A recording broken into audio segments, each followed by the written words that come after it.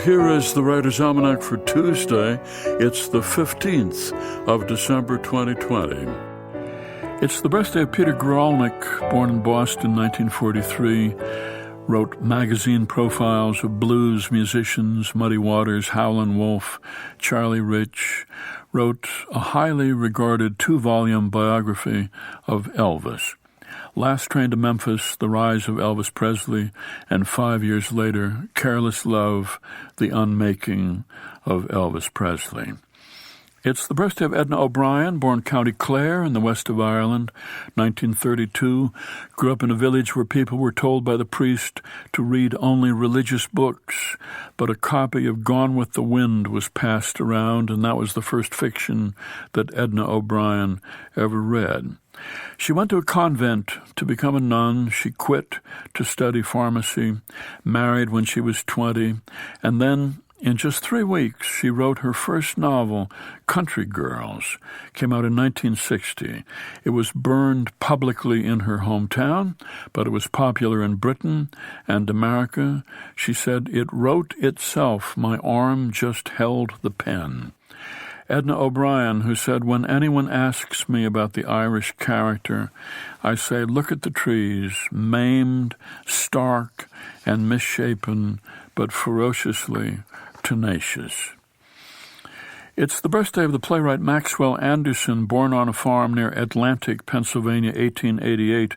Father was an itinerant Baptist preacher. Family traveled across the Midwest. The boy went to college in North Dakota, started a career as a high school teacher there.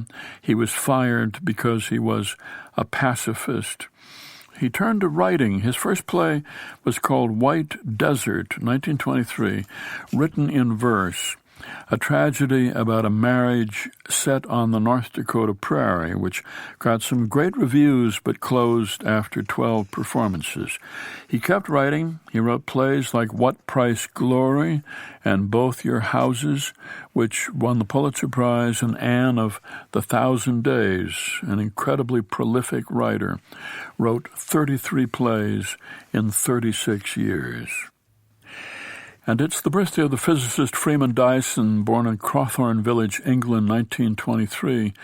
While he was in his 20s, he was on a Greyhound bus trip across America, driving across Nebraska, and he said something suddenly happened, and he solved in his head the central problem of quantum electrodynamics, describing how light and matter interact.